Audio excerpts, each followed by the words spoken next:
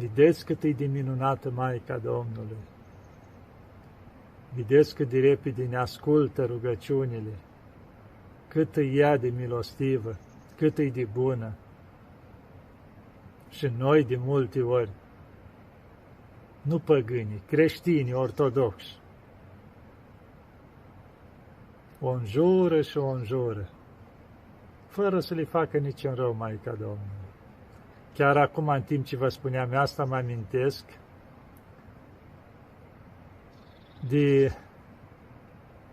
Era un creștin, deci nu păgân, dar s-o obișnuise ca la orice lucru, că avea muncă grea, nu mai rețin ce muncă, dar la orice muncă, dacă își dădea o leacă cu ciocanul, o înjura pe Maica Domnului. Dacă oricine nu-i convinea, îl deranja, cum se zice, îl bătea soarele în cap, o înjura pe Maica Domnului. Deci la orice cuvânt, o înjura pe Maica Domnului.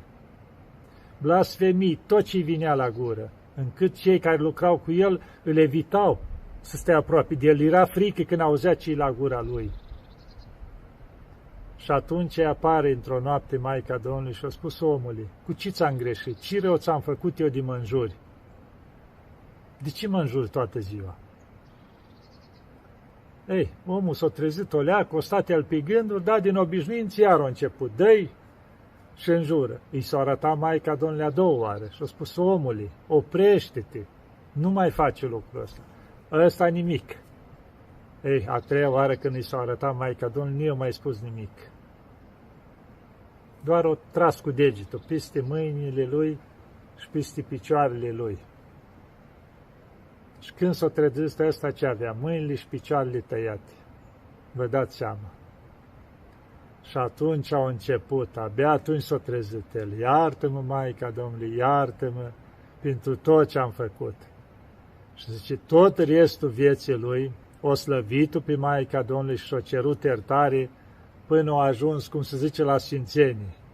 Și mărturisea la toți, uite ce am făcut, oameni buni, uite cât am înjurat-o pe Maica Domnului și uite, prin meritul meu am primit asta. Că chiar și atunci când mi s-a arătat și m-a mustrat blând și tot n-am ascultat-o. Și zice, am meritat toate lucrurile astea ca să le pătimesc.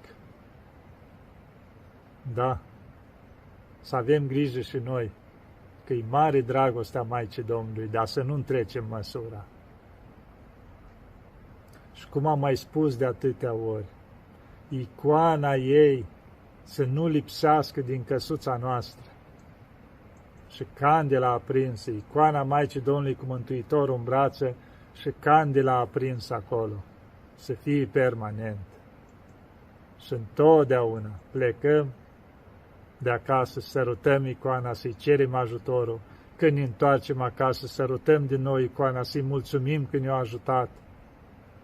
Și dacă se poate, să avem o iconiță cu Maica Domnului aici în buzunar la piept, permanent cu noi, că e mare ajutor, nu ne dăm seama. Și în orice situație, în orice așa, să strigăm la Maica Domnului. Maica Domnului, nu ne lăsa, Maica Domnului, ajută-ne.